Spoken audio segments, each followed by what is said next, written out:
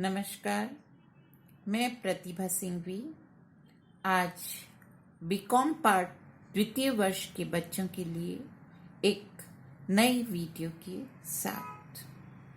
मेरे आज के वीडियो का विषय है अंशधारी एवं सदस्य, शेयर होल्डर्स एंड मेंबर्स।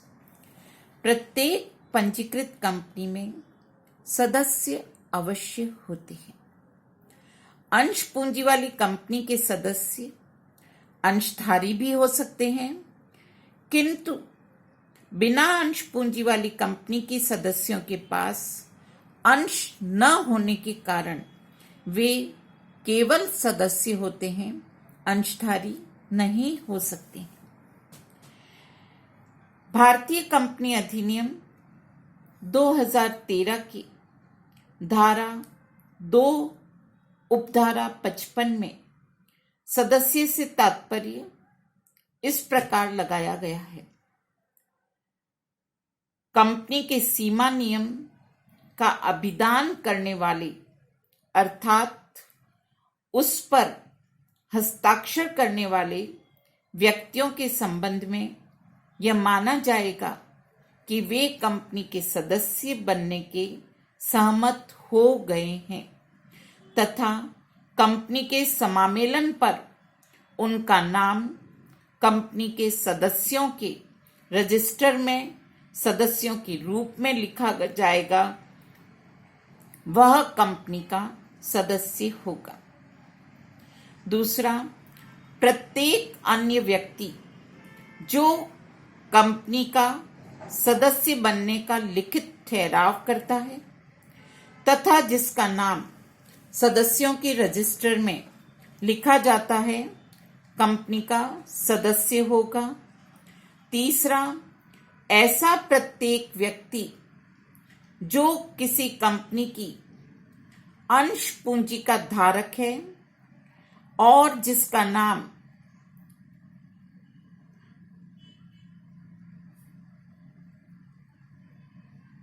निषेधागार के अभिलेखों में हितधारी स्वामी के रूप में, बेनिफिशियल ओनर के रूप में लिखा हुआ है, वह उस कंपनी का सदस्य माना जाएगा।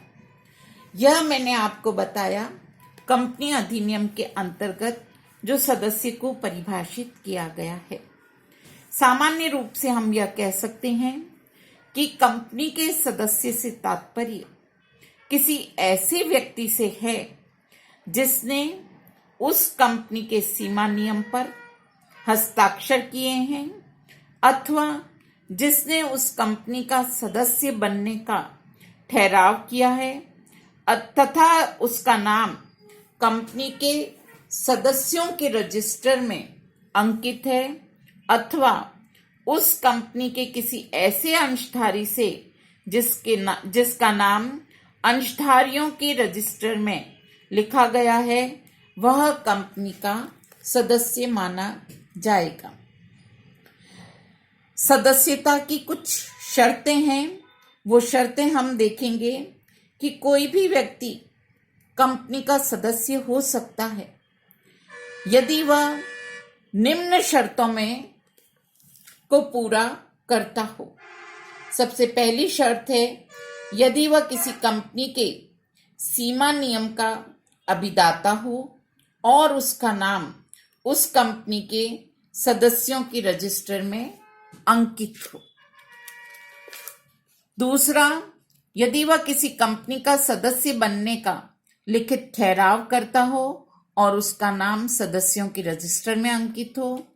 तीसरा, यदि किसी कंपनी का अंशधारी हो और उसका नाम लाभधारी स्वामी के रूप में लिखा गया हो, तो वह कंपनी का सदस्य हो सकता है। अंशधारी सदस्य हो सकते हैं, सदस्य का अंशधारी होना आवश्यक नहीं है। जैसा कि मैंने आपको बताया कि एक व्यक्ति कंपनी का सदस्य है तो वह यदि बिना अंश पूंजी वाली कंपनी है तो उस कंपनी में वह अंशधारी नहीं होगा, केवल सदस्य होगा। जबकि एक व्यक्ति कंपनी का सदस्य है तो वह कंपनी का अंशधारी भी हो सकता है।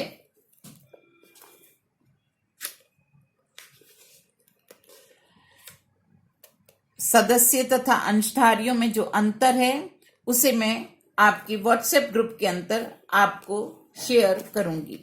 अब हम देखेंगे कि कंपनी का सदस्य कौन बन सकता है।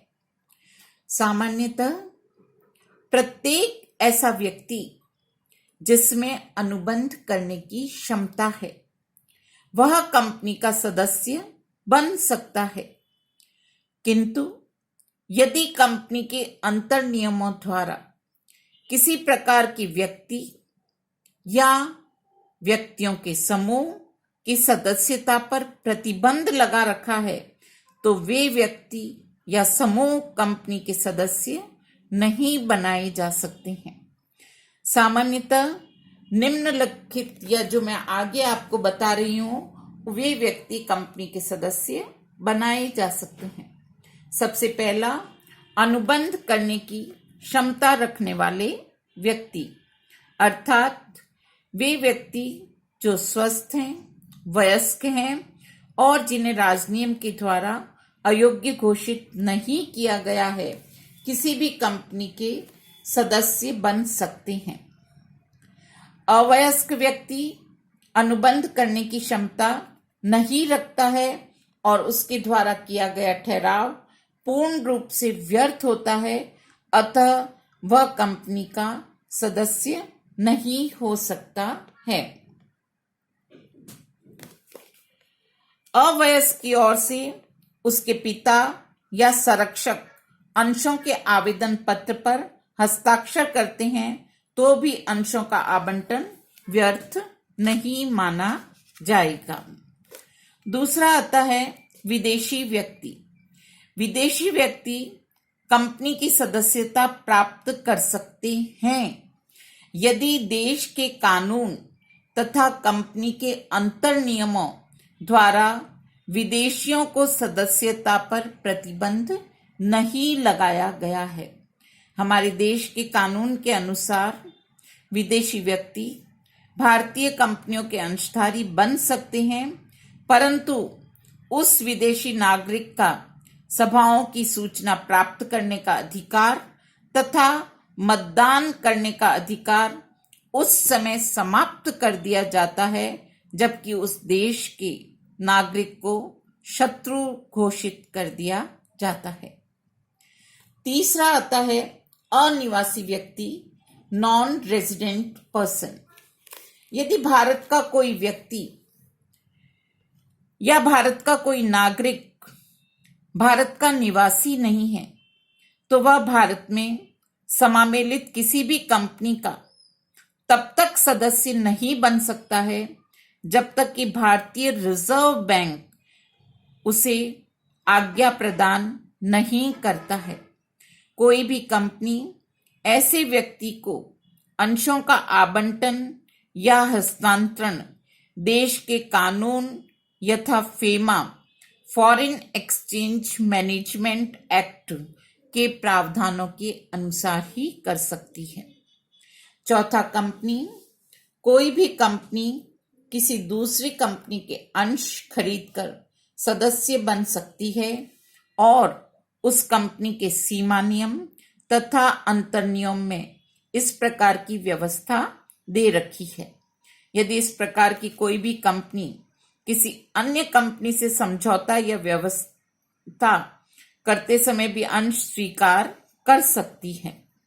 सहायक कंपनी, सब्सिडरी कंपनी, किसी भी सहायक कंपनी को उसकी सूत्रधारी कंपनी के अंश आवंटित नहीं किए जा सकते। उसे अपनी सूत्रधारी कंपनी के अंश हस्तांतरित भी नहीं किए जा सकते क्योंकि ऐसा करना कानूनी रूप से व्यर्थ होता है।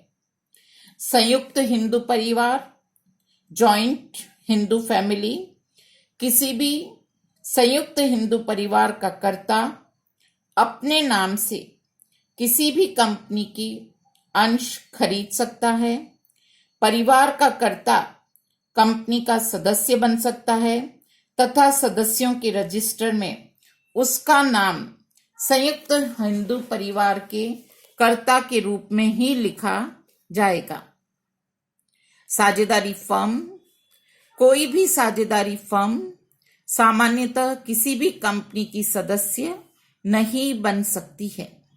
इसका कारण है कि साझेदारी फर्म से साझेदारों का पृथक अस्तित्व नहीं होता है, अर्थात साझेदार और साझेदारी फर्म दोनों का रूप एक ही होता है। हम दोनों का अस्तित्व अलग अलग नहीं कर सकते हैं, किंतु सभी साझेदार मिलकर संयुक्त रूप से कंपनी के अंश खरीद सकते हैं और ऐसी दशा में सभी साझेदार कंपनी के संयुक्त अंशधारी माने जाएंगे। किंतु धारा 8 के अधीन स्थापित कंपनी कला, वाणिज्य, विज्ञान आदि के विकास के लिए जो बनाई गई कंपनियां हैं में साझेदारी फर्म भी सदस्य हो सकती है। संयुक्त नाम से अंश लेने वाले कोई भी 2 या 2 से अधिक व्यक्ति मिलकर संयुक्त नाम से कंपनी के अंश खरीद सकते हैं। प्रत्येक संयुक्त अंशधारी को कंपनी का पृथक सदस्य माना जाएगा।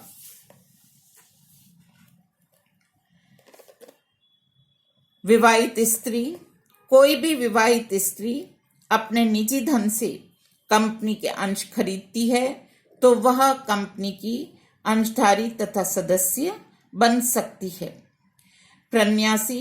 कोई भी व्यक्ति अर्थात प्रन्यासी किसी अन्य व्यक्ति की ओर से अंश अपने नाम से खरीदता है तो ऐसा व्यक्ति या प्रन्यासी ही कंपनी का सदस्य माना जाता है। जिस व्यक्ति की ओर से अंश खरीदे जाते हैं अथवा धारित किए गए हैं, कंपनी उसको सदस्य नहीं मानती है और न उसको सदस्य के रूप में उत्तरदायी ठहरा सकती है।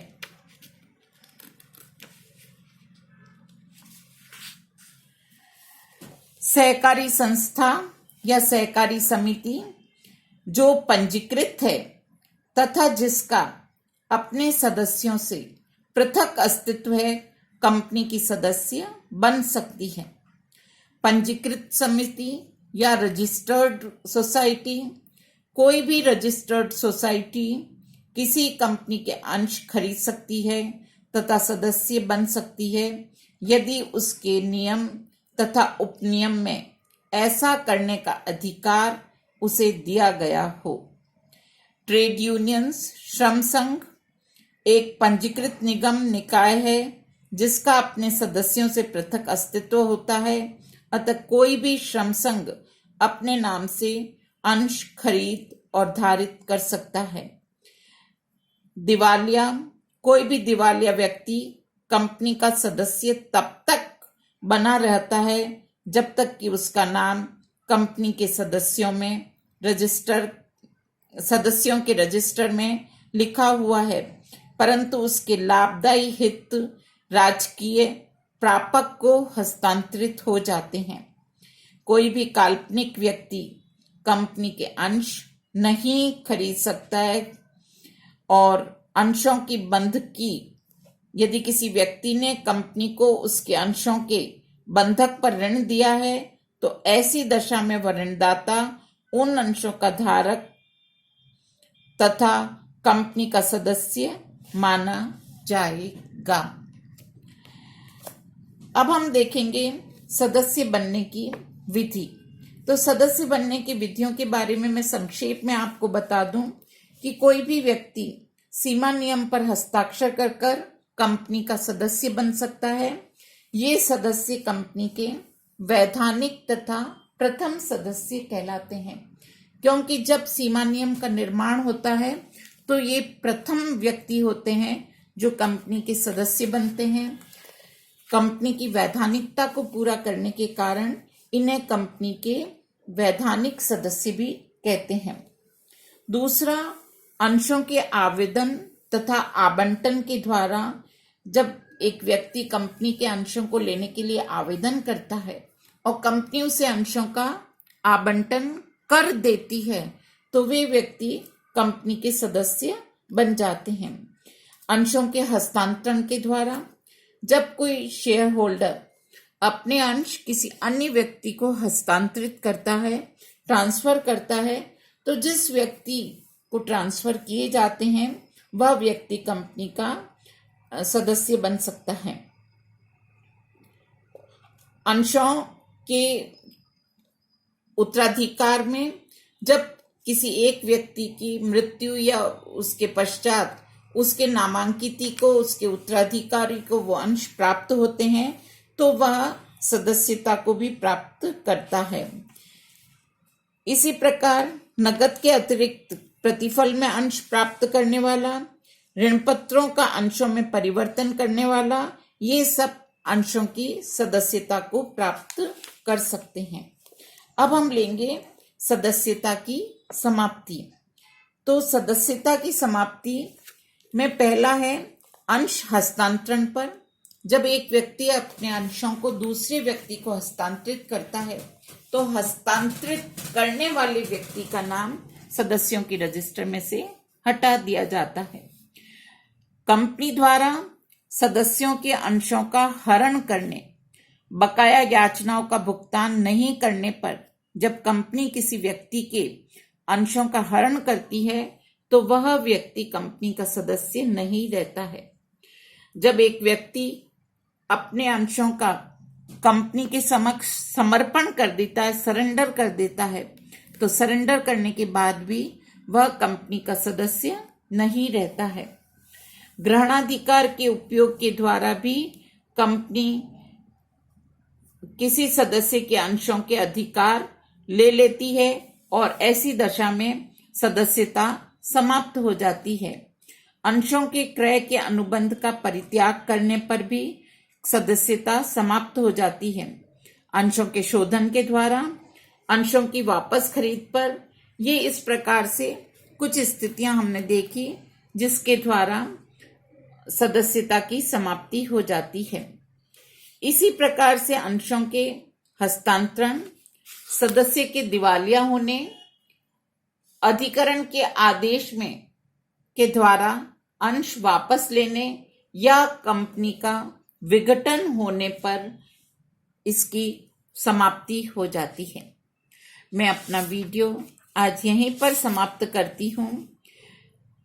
सदस्यों के क्या अधिकार हैं, कर्तव्य हैं, इसके संबंध में हम अपने अगले वीडियो में पढ़ेंगे। धन्यवाद।